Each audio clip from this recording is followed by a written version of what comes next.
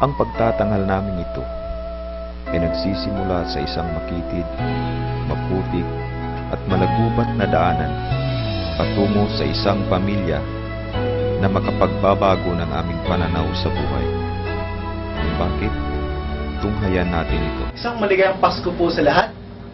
The Commercial Department MTV presentation for 2012 Christmas Party is planned as a caroling gig with simple dinner to identify indigent family, with the noble purpose of sharing the spirit of Christmas to this fortunate and at the same time doing our MTV presentation. But we don't expect that something big happened like the punch that landed to Pac-Man. The indigent family involved in our plans needs not only caroling, the food, the gift, but they are in dire need of help. Pamilyang isang kahig, isang tuka. Pamilya ng ina ay may kapansanan sa mata at hindi halos makakita, ngunit patuloy na lumalaban sa hamon ng buhay. At nangangailangan sana ng ay operasyon na gagawin pa sa Manila.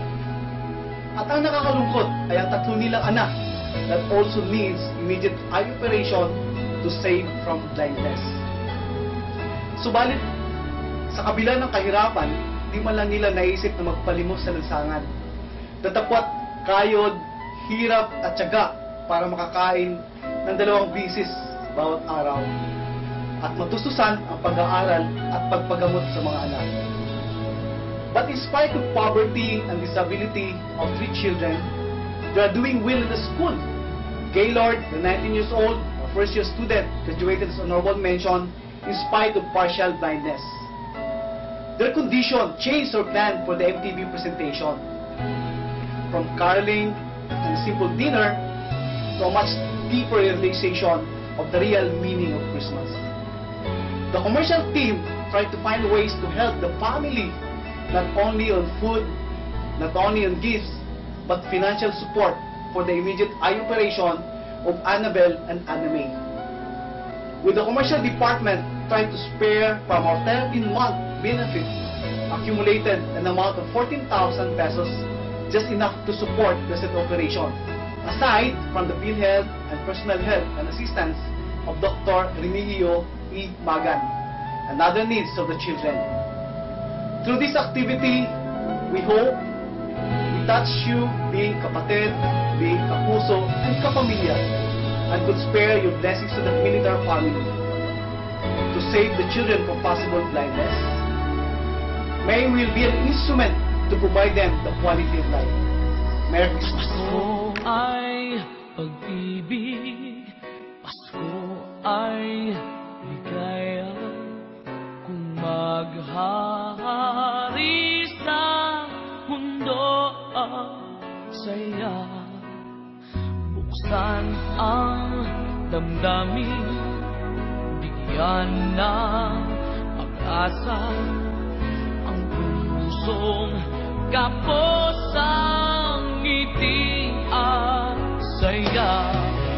Sana sa bawat Pasko, pagbibigayan ang nasa puso ng tao, pagkat ang tanging daan ay pagmamahal sa kapwa o kahit pa sa kaninong man.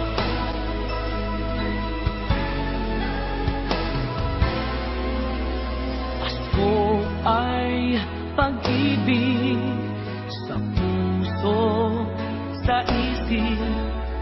Dinggin natin ang mga humihikbing tinig. Mundo ay mayapa kung mayroong pag-ibig at dipan sarili ang tanging nais.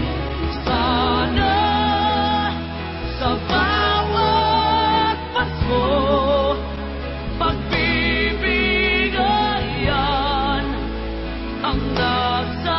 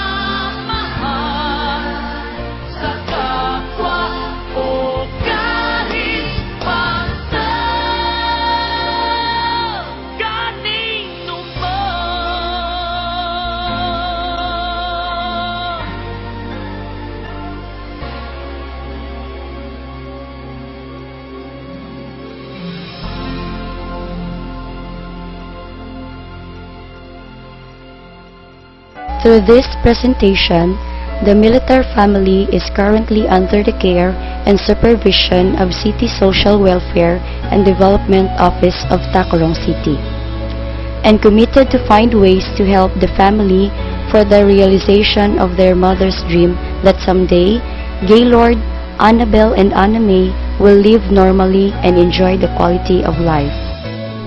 Despite his eye disability, Gaylord has good scholastic performance and strong determination to finish his secondary education. To show the true manifestation of our support to him, the Sultan Kudarat Water District Commercial Department pledges to commit, assure, and grant his free scholarship until he finishes studies in high school.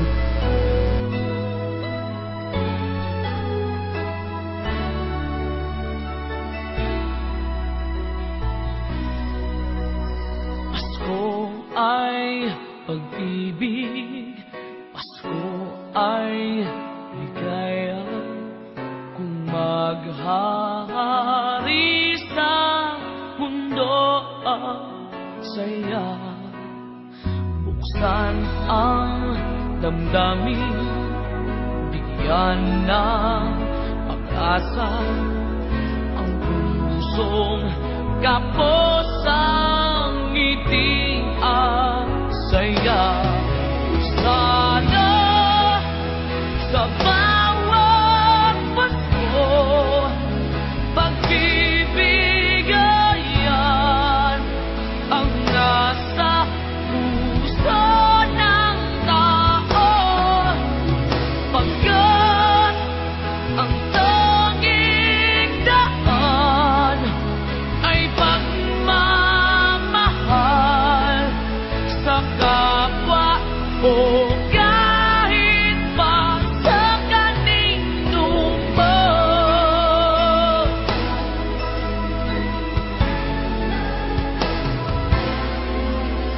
Pasko ay pag-ibig sa puso, sa isip.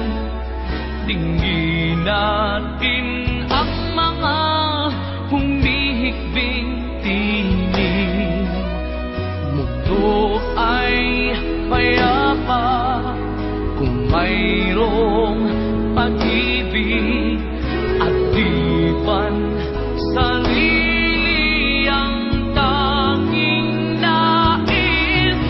Sana sa bawat Pasko, pagbibigayan ang nasa puso ng tao, pagkat ang tanging daan ay pagmamahal sa kapwa o kahit pa sa kanino man.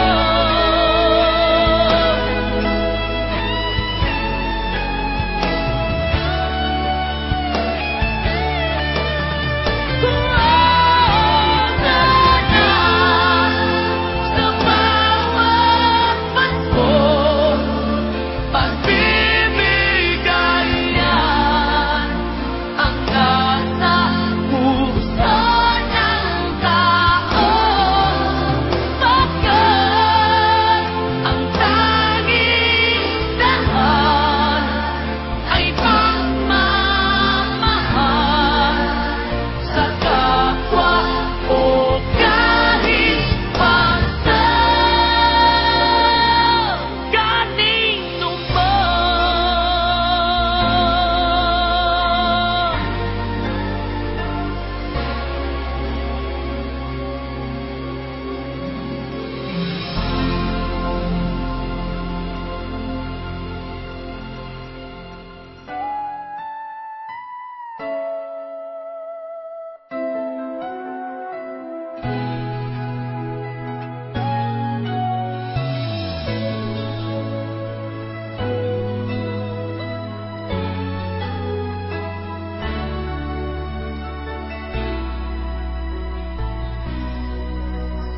Pasko ay pag-ibig,